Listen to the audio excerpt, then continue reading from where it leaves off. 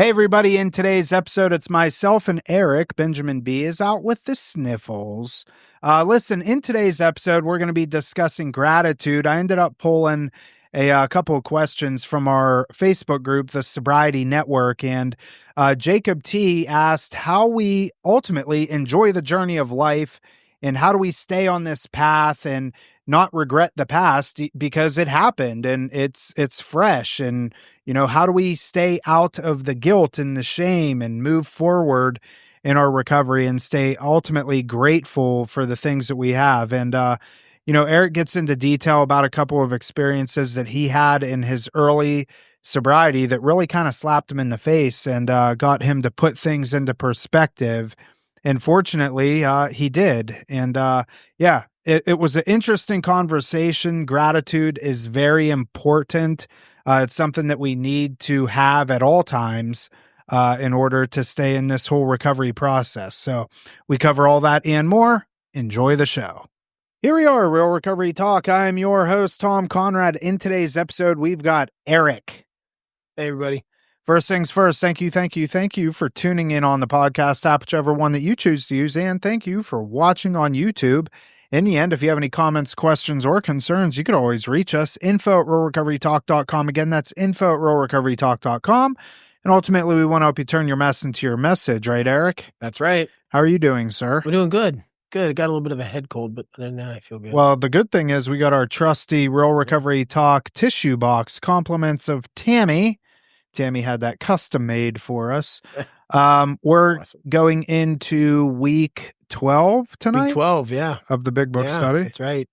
And so we're on the second half of how it works. Second half of how it works, and this chapter might even be broken down into threes. So I don't think I'll get through the whole thing tonight. Oh, really? Yeah. Okay. Yeah. How many weeks do you think we have left? We're about halfway through, so maybe a little over halfway through. So we got a solid 8 to 10 weeks left? I'd say. Okay. I'd say. So the Big Book Study is something that we've put on, we started when? Back in January. January 1st, I think we started, the first week of January. Yeah, and it's every Monday night at 5 o'clock Eastern time. Basically, Eric breaks down the Big Book line by line, walks you through it, what exactly you're reading, interprets it in ways that a lot of people can't interpret it. And it's available to you. Obviously, just go to realrecoverytalk.com/bigbookstudy and just register for it. And you can join us live every week, or you can get the recording. So just because you can't be there live doesn't, in fact, we've got about 300 people that have registered for it. And on a weekly basis, we only get about 20 to 30 people that show up live every week. So all to say, definitely go and register for it. That way you can, learn the Big Book. Yeah. Join us on the journey. It's amazing. Yeah. Hey, first off, thanks for letting me interrupt the episode. I want to take this time to invite you into the Sobriety Network. It's our Facebook group that we put together, and it is open to absolutely everybody, family members, loved ones, people in recovery, people that want to be in recovery. We want to see you there, and you can just go into Facebook, type in the Sobriety Network, answer a couple of questions, and we'll let you in. It's a good place for you to come and just talk with people, ask questions, interact, and get the support that you need. So I'm excited to see you there, the Sobriety Network. So we went into the Sobriety Network, which is our Facebook group. Again, another plug, just kind of how this is working out, but the Sobriety Network, it's our Facebook group. Definitely encourage you to go there. Just go to Facebook, type in the Sobriety Network, and answer a couple questions. We'll let you in. And we posted in there, please give us podcast topics that you all want to hear below. And this one is something that we chose, and this is from Jacob T. He said, learning to enjoy the journey of life and being grateful for what you have been through, because like it or not, the past is part of your journey. And when I hear that, I go back to the promises. Right. We will not regret the past nor wish to shut the door on it. Right. Yeah. And we've talked about that, at numerous times on the podcast, but I do think that there's a lot of insight and wisdom that can be taken from that. Yeah, absolutely. It's funny because It seems like almost every other AA meeting you're at, that's a topic meeting. The topic is gratitude, and it can get a little redundant. You're like, again, and people say the same. I'm grateful for my friends. I'm grateful for my mother. I'm grateful for my sobriety. I'm grateful for, but you come to learn. My story. I've been through the loss of my wife, through homelessness, through for me to truly be grateful. I have to be grateful for all of it. The moment, the love, the loss, the moments of great triumph, the moments of defeat, the moments of great joy, the moments of great sorrow. I have to say thank you for all of it, because it's all of it that made me who I am today and gives me this message to carry. I can't compartmentalize my life into people, places, and moments that I'm fond of and people, places, and moments that I'd rather forget. I can't do that. I have to say thank you for all of it in its entirety. And that was was very difficult to do, but I don't want to say difficult to do it, just through the process of those 12 steps and my recovery, it happened. When I tell my story, look, I start my story all the way back to when I was 9 years old. And today I can look, when I tell my story, I can see, it's almost like when you watch a movie like Good Will Hunting, where the guy's doing the math problems and you can see in his mind, you can see the lines linking up and stuff. I can look back to my pat from when I was 9 years old and I'm telling my story. Through the whole thing, I can see those lines connecting, where God's had a hand in my life the whole way. And I can put that together to where I can look at my life. And one of the greatest gifts of my sobriety today is to be able to tell my story and see that my life, all the way from the time I was a kid, has had and does have, at 53 years old, a great purpose because of all of it. Right.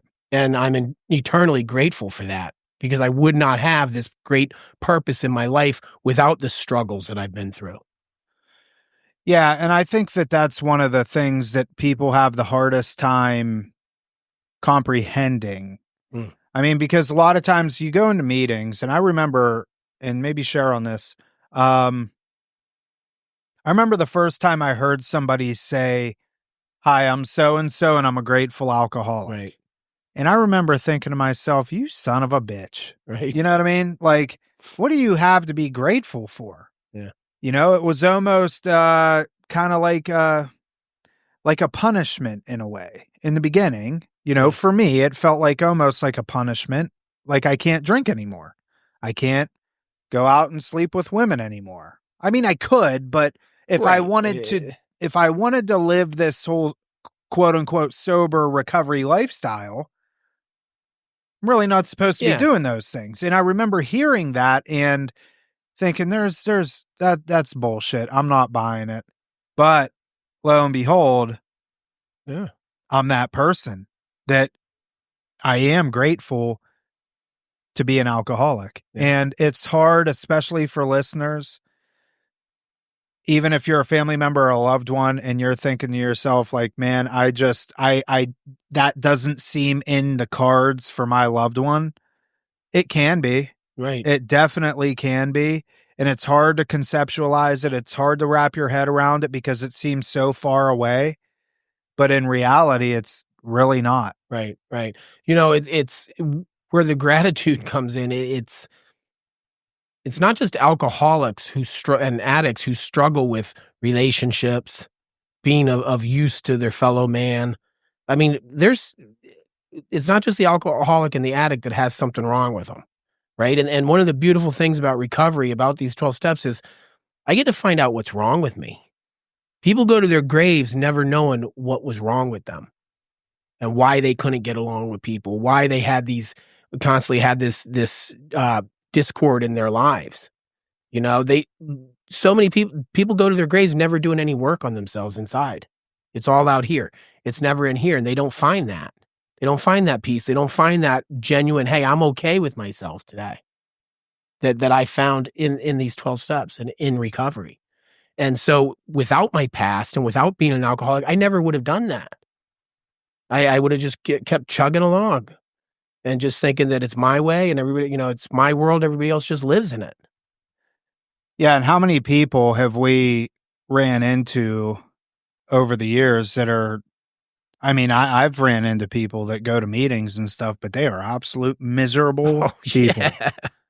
And it's Yeah, like, man. well, you almost are better off drinking. Yeah, I call that caffeine and hate. You can stay sober on caffeine and hate, bro. I see people do it. You go to any meeting hall, you sit there long enough, you know, and you'll see them sitting out on the patio, whatever, you know, they're there every day, they're there every week, but they haven't done the work, and they're saying, you know, they're miserable. And that's, yeah, I'm with you. I'd rather just, you know, that's not what I signed up for. So in his topic, he said learning to enjoy the journey of life. Mhm. That's a very broad statement, but you know, the cool thing about, and I don't know, Jacob, where you're at in your sobriety journey. But the longer that we remain sober, and this is not controversial, but probably be surprised to hear me say, the more hardships that we go through, I think directly determine how well you can enjoy the journey of life. Yeah. Because it's just because we get clean and sober doesn't mean that life isn't going to continue to happen. I've had quite a few Absolutely. bumps in the road Absolutely. that would seemingly be not insurmountable, but they're like, holy shit, Yeah. you know? Yeah. But those experiences have to happen in order for us to really find the enjoyment in all of the other stuff, and even find the enjoyment in whatever that, like I share about this quite often. When my dad had his stroke, Mhm. that is a life-changing event. You got to show up for it. But I got to show up for it. Hey. And that was the, I guess, if we're going to call it enjoying that journey, was that I am even still to this day able to show up for them and be that person that I need to be. Yes. The book talks about it. We learn to match calamity with serenity. It's the exact quote. We calamity with serenity. And when you think of the word enjoyment, it's the word joy is the root word there. Okay? Joy. People say all the time, yeah, but are you happy? You know, are you happy today? I don't know. You mean right now? Because happy is an emotion, and I don't live in happy. I got an ice cream cone that makes me happy. And the ice cream cone's gone, and I'm not happy anymore. My cat dies. I'm sad. It's an emotion. I don't live there. All my life, I looked for happiness. Crack cocaine made me really, really happy. Today, I find joy. Yeah. Great joy in things, that's what I could never find before. Accompanied with that, there's great sorrow. But I don't live in the emotion of happy, sad. It's about finding those moments of joy in my life. I'm about to be a grandfather. Yeah. Great joy, right? And those are and whoever it was who wrote that, he gets it there with that question and learning how to enjoy life. You know, and that's what it is. It's taking the time to understand that, hey, prepare yourself for sorrow. It's coming your way, whether you're sober or not. You know, life's going to kick you in the teeth. Right. You're going to show up for that, and you're going to that's life. I never showed up for that stuff before, ever. Yeah, we had a client that came through here. Gosh, I don't even know. Every day is like Groundhog's Day at this point. It's been a year, probably. Mike from Wisconsin, I want to say, the older gentleman. Yeah. He actually came on the podcast probably about a year ago. Yes. And that was one of the, out of the hundreds of podcasts that we've done, that's one of the most enjoyable ones, because that was a guy that in the beginning of him getting here, he was an angry son of a bitch. Yeah. I mean, he did not want anything to do with anybody. I mean, imagine he grew up, he's in his 60s, grew up in Wisconsin, cheese town. I think he worked at a cheese factory, super blue collar, you know, and it's really hard when you have a 60-some-year-old man, or however old he was, around there, to get them to change their mode of thinking. Yet even to have a female therapist who is half his age, get him to change his mode of thinking. it was a really cool experience. But one thing Very. that he shared in that podcast was, when I go back to Wisconsin, I'm going to look for, I can't remember verbatim how he said it, but I need to look for the glimmers. Yes, that's exactly how he said it. Yeah. Yeah. And like, I need to look for these things to be grateful for. Mhm. And it's such a simple concept. Yeah. But it's one that's very hard for people to wrap their head around, because imagine in his specific situation, he spends 120 days with us, whatever, and is on a plane back to Wisconsin. Right. Now life begins. Right. Right? You're back at home. Now he's navigating, okay, what am I going to do for work? Yeah. What am I going to do for meetings? What am I going to do for relationships? What am I going to do for food and taxes and da da da da da? But he made the time, and I know this for certain because he's still sober, and he checks in with Hannah, his therapist. Me too, yeah. Yeah, and he checks in with you. He's doing this stuff. Yeah. Yeah. And it's so basic. Yep. That is, I think, learning to enjoy the journey of life, it is very intentional. You have to be intentional about it. Absolutely. Absolutely. Explain what you mean by that, intentional, though. Well, in my opinion, you know, everything that we want to accomplish or that we want to do, it has to be intent focused. Like it's like the saying, I can pray to God, make me a peanut butter and jelly sandwich, but he's not going to make me a peanut butter and jelly sandwich. Right. I have to go and actually make it, you know? So if I know that, you know, I want to enjoy this, I'm coming out of treatment, I'm going back home, I feel good now. I know life's going to smack me in the face, but I want to be able to do this and I want to be able to find the enjoyment and stuff. I have to be intentional about doing it. It's not just going to happen by osmosis. Exactly. And I think that's what a lot of people miss the mark on. They go back home and it's like, oh, well, I just spent 4 months in treatment, so this shit should just automatically happen when I'm at home. And it's like, no, it's quite the opposite. Yeah. And so that's one of the things that you know, I talk about a lot is that you're not just entitled to this great life. Right. You're not. You're not entitled to a happy life. You have to make that. You know, there's people that are born in countries that are third world countries that are like, why? You know, I mean, I'm blessed just the fact that I'm born into the society that I'm born into. Yeah. I could have been born, you know, in the desert. And so to understand it, I think for me to understand that and to be grateful is getting out of selfishness. And I'm not getting this, I'm not getting that, I don't have this, I don't have that, and looking at what I do have and the blessings in my life. And one of the things when you talk about Mike, when he came in, I literally watched him go from that point, and we talked about this last week in the book of how I had to stop saying no, no, no, no, no, no, no.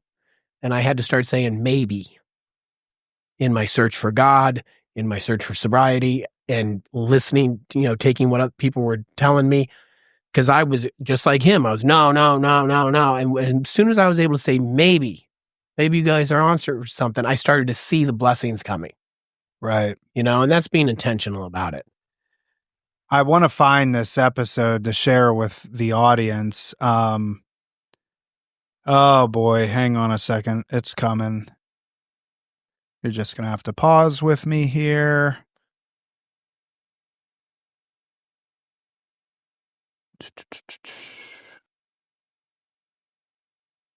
Oh boy. I'll cut this out.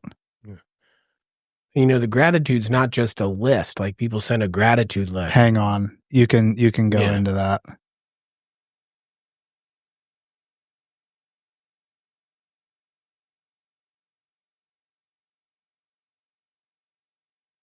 Okay. All right. Sorry for the brief pause, but it was, so Mike, who we're referring to, it's episode 430.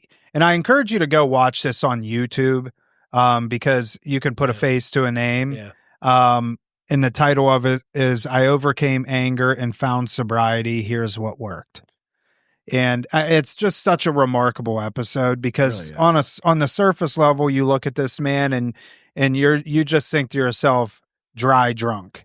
Oh, he hated everything except dogs and coffee when he came in here, man. That guy was, Yeah. I mean, sitting with him for 2 minutes, it was like, dude, I don't know. So you were saying something about it's more than just a Well, gratitude yeah, I mean, list. people send gratitude lists all the time. You see this, and it's just basically a list of the things that they're happy that they have. Right. Right. And gratitude goes so much deeper than that. And we talk about gratitude being action. Like, how am I showing that I'm grateful for this stuff? Like, what are you doing to show that you're happy with that you're grateful for what you have? You know, are you nurturing it? We do this with relationships all the time. I'm grateful for my wife. Well, are you nurturing that relationship with your wife? Right. Right? Are you chipping away at the foundation of it with little barbs at each other? Are you being what did you say you have to be what was the word you used? You had to Intentional. Are you being intentional in your marriage? Right. You know, my wife and I make a date day that we go to. It's a day that we spend together that I don't just, you know, she gets left, I go to work and you guys get the best of me. Right. And she's left at home with the smell of my cologne in the house. And I come home and now I'm in my underwear playing video games or whatever, you know, so we make a day that we go do something together and that she gets to see that side of me that you guys get here at work, that you see here on the podcast. Right. That's being intentional because I'm grateful for that. And I don't want to take it for granted what God's given me. Yeah. And so I think it's a lot of those little things that you really nailed it with the intentional. You have to be intentional about it.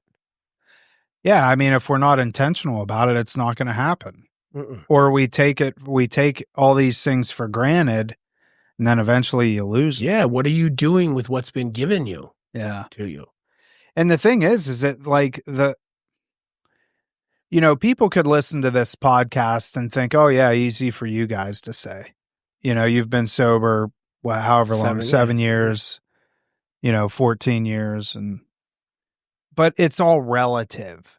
Absolutely. Right. It's my gratitude today is not the same as what it was when I had 3 days sober versus 30 versus 30 months. You know what I mean?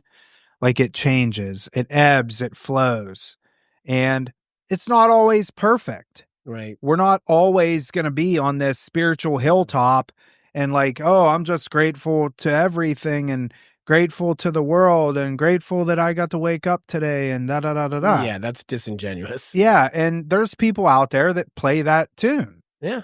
That, it's like, well, what are you really masking at that point? Absolutely. That's so, it's I don't know. It's a very interesting topic. I think that it's something that it's hard to put into words. Well, let me just share this little story with you real quick. Okay. That I think really nails it. I had my in-laws staying with me just a couple years ago, and they stayed for a long time. And we have a 2-bedroom, 2-bath apartment, and I was in my feelings about it. Like my wife's out there spending all this time with them, and I'm not, I'm not getting to spend time with her. I was getting ready to go somewhere one day, and they were out at the kitchen. I was in my feelings about that. They've stayed too long. Okay. Yeah, they wore out their welcome. Yeah, and I love her, and I love my in-laws, but I have a little apartment. I have, and it was 3 weeks or 4 weeks or whatever, and I was just, it's a lot for any, it's even with my kids, but I was really letting it fester. And I'm getting ready to walk out, and they're out at dinner. They're cooking steaks or something. They're at the dinner table, and they're laughing and joking. And I'm getting ready, to come to work. And, I'm putting my clothes on as loud as I can, because I'm upset. I'm pulling my jeans on, like they're going to know. I'm Huffing and puffing. Huffing and puffing, just acting like a child. I was about 2 years sober at the time. And I walk out in the kitchen, and they're just having just laughter coming from the table, eating, and I'm like, all right, I'm gone, bye. And they're like, bye, have a good night at work. And I'm just, don't they know like what's going on with me? Like that type of me wrapped up in my head. Right. I walk down, I sit in my car, and I'm so frustrated. And this has nothing to do with them. It was all me. This was all my stuff. And I'm sitting and I don't understand why I'm so frustrated about this. I don't get it. I don't, and I was about 2 years sober, and it was one of the most frustrating moments in my sobriety to that date, because I didn't understand what I was feeling, why I was feeling it. And I wanted to scream. And the way God worked in my life there is all of a sudden a thought comes to my mind that, 5 years ago, those parents sitting at that table up there were in court taking the woman who I love so much, taking her kids from her because she was a heroin addict, dying of a heroin addiction. 4 years ago, they were in court taking her kids. They had all but lost their daughter. And here I am, upset because there's laughter coming from the table. Right. You talk about a lack of gratitude. And man, that snapped me right back into you better watch out. Yeah. You're taking for granted something that because it became about me again. Now, let me ask you this. Do you think you would have had that conversation with yourself or that conversation with God in that moment had you not done the work prior to? Absolutely not. Because what I had practiced in my recovery was, God, I don't like what I'm feeling. Why am I feeling this way? I know it's me. I know it has nothing to do with take this from me. I don't want to feel this way. And the script just flipped. Right. And I was able to see it for what it was. I was able to see, you're being a selfish. And that doesn't mean that I don't address the situation, right? Like, hey, maybe let's not stay as long next time. Right. Right? That's my part in it. Yeah. But see it for what it is. How selfish of me. Yeah. No, you're right. I mean, that's a good example.